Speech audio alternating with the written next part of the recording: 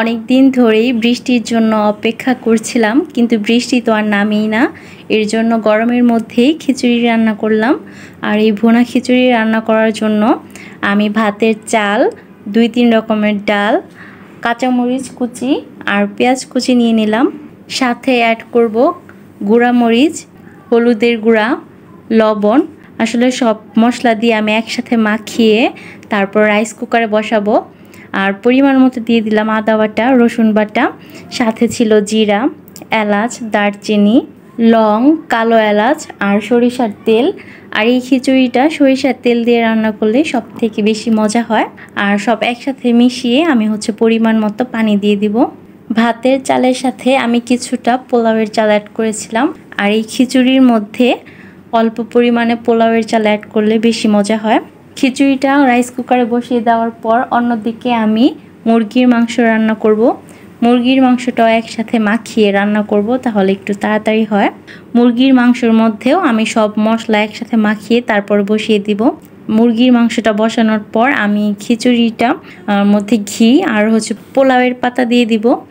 এই পাতাটা দেওয়ার কারণে স্মেলটা আরও ভালো আসে, আর ঘি দেওয়ার কারণে খিচুড়িটার টেস্টটাই চেঞ্জ হয়ে যায়।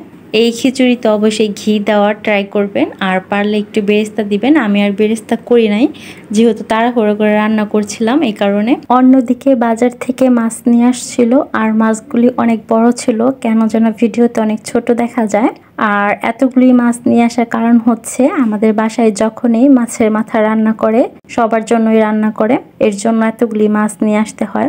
আর এক্সট্রা যে মাছের মাথা থাকে সেগুলি ডাল বা কচুর লতি দিয়ে রান্না করে ফেলে। মাছের মাথা 1-2টা রান্না করলে দেখা যায় একজন পায় আর একজন পায় না, এর জন্য সবার জন্য রান্না করাই ভালো, এতে কারোরই মন খারাপ হয় না। আর আমাদের বাসায় সবসময় আমরা এরকমই করি। সেম মুরগির ক্ষেত্রেও যখন মুরগির রান্না করা হয় তখন সবার জন্যই রান্না করা হয়। আর গাছ থেকে ফল তুলে নিয়ে আসছি, মালবেরি ফল অনেক হয়েছে, এগুলো জুস করা হবে। আর বাজার নিয়ে আসছিল শসা, বেগুন, গাজর, লেবু, রসুন আর টমেটো ছিল, কারণ এখন গরম, এর জন্য টমেটোটা একটু বেশি পরিমাণে খাওয়া হয়। কলা আর সব সবজিগুলি আমি ধুয়ে তারপরে ফ্রিজে রাখবো। আমাদের বাসায় কোনো সবজি পরিষ্কার না করে ফ্রিজে রাখা হয় না, তো সব কিছু ফ্রিজে রাখতে রাখতে এদিকে আমার রান্না কমপ্লিট। আর এদিকে আমি খিচুড়িটা নিয়ে নিলাম। ফুল রান্নার ভিডিওটা আমি করি নাই, কারণ ভিডিও অনেক বড় হয়ে যায়।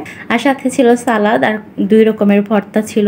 একটা ছিল ধনিয়া পাতার ভর্তা, আর একটা মাছ দিয়ে কোনো একটা ভর্তা ছিল। আর এই খিচুড়িটা মাংস বা ভর্তা, ডিম ভাজা সবটা দিয়ে খেতে মজা। ভুনা খিচুড়ি কার কার পছন্দ অবশ্যই কমেন্টসে জানাবেন। আমারও খিচুড়ি অনেক পছন্দ, কিন্তু গরমের কারণে একটু কমই খাওয়া হয়। গরমের কারণে তার খাওয়া বন্ধ করে রাখা যায় না, এর জন্য মাঝে মাঝে ট্রাই করি খিচুড়ি বা বিরিয়ানি রান্না করার। আর এই গরমের মধ্যে সবাই একটু বাসা থেকে কম বের হবেন, বেশি বেশি পানি খাওয়ার চেষ্টা করবেন, ফল আর ভারী জাতীয় খাবার না খাওয়াই ভালো যাদের হাই প্রেশার তাদের জন্য। আর সন্ধ্যার দিকে বানিয়েছিলাম মোগলাই, মানে নাস্তা হিসেবে। মোগলাইটার মধ্যে অনেক কাঁচামরিচ দিয়েছিলাম, কারণ অনেক ঝাল খেতে ইচ্ছে করছিল এই কারণে। আর এই মোগলাইটা বানিয়েছিল আম্মু রুটি বেলে, তার মধ্যে এই ডিমটা বেশি করে দিয়ে ডিমটা দিয়ে ভালো করে মুড়িয়ে নিল যেন বের হয়ে না যায়। আর এই মোগলাইটা একদম মিডিয়াম হিটে ফ্রাই করতে হয়, নয়তো ভেতরে কাঁচা থাকে। আর বাসার এই মিনি মোগলাইটা খেতে ভালোই হয়। মোগলাই কার কার পছন্দ কমেন্টসে জানাতে পারেন। আমার তো অনেক পছন্দ, কিন্তু গরমের কারণে তেমন একটা খাওয়া হয় না। ভিডিওটি যারা আমার ফেসবুক পেজ থেকে দেখছেন তারা আমার পেজটি ফলো করে দিবেন, আর যারা আমার ইউটিউব চ্যানেল থেকে দেখছেন তারা আমার ইউটিউব চ্যানেলটি সাবস্ক্রাইব করে দিবেন। ধন্যবাদ ভিডিওটি দেখার জন্য।